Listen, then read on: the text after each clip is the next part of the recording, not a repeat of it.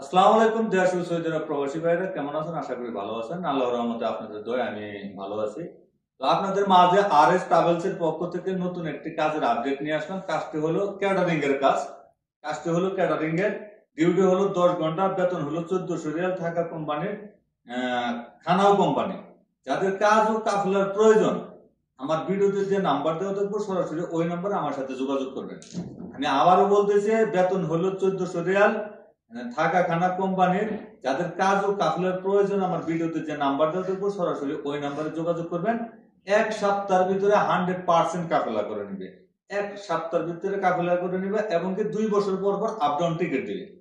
বাংলাদেশ থেকে যাদের নতুন ভিসায় সৌদি আরবে আসার ইচ্ছা তাদের উদ্দেশ্যে বলতেছি, অনেকে আসতে পারতেছেন না, অনেকে ভালো ভিসা পাচ্ছেন না, ভালো লোক পাচ্ছেন না।